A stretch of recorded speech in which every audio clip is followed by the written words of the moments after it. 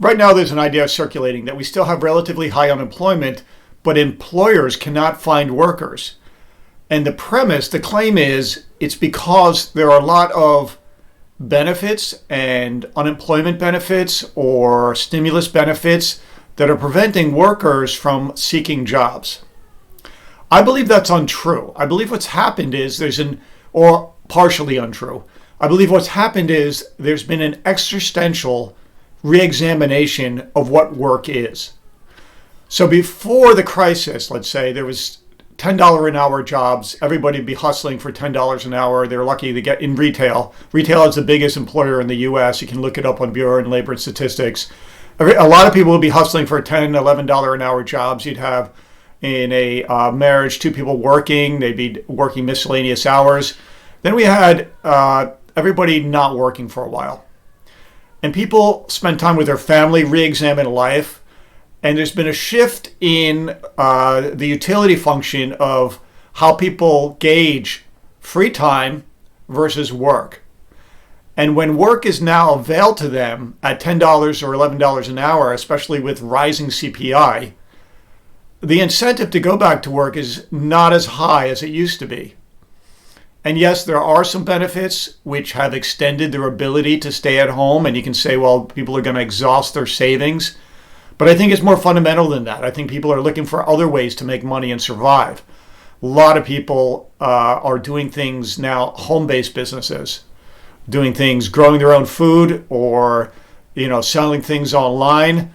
They're finding other ways. They had that time to re-examine their life because they don't need that third or second car, or at least the insurance on that third or second car. They don't need childcare. They don't need all the expenses of commuting and going along with the whole idea of working. So it's not that necessarily that benefits are prolonging this dynamic of unemployment plus firms can't find workers. It's that people have re-examined their life. 100 years ago, 200 years ago, people took life at a slower pace.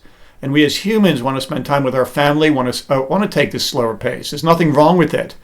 We've been told in this culture that work is the suna bunam, the ultimate good, and career is the way you find the meaning of life, but that's not true.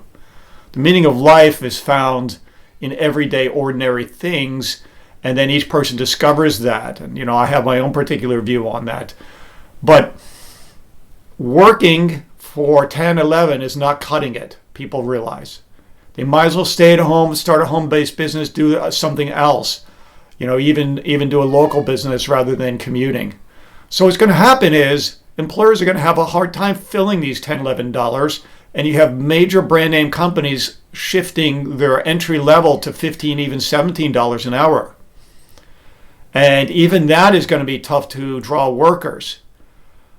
I teach at a state college right now. I'm working on my PhD in economics. Even I have this feeling, do I really want to go back and teach at my relatively low adjunct wages?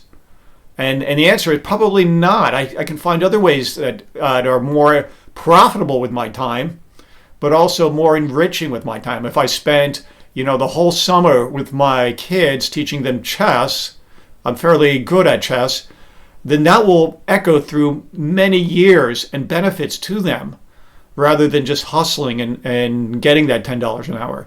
So the answer to the question, why is there still high unemployment, is not found in any official announcement by the Federal Reserve or any Bureau of Labor Statistics or analysis. You find what it really is the answer is it's an existential crisis among workers.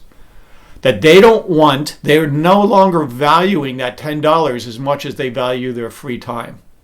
And it's going to be a very interesting future to see how all this plays out. Thank you very much.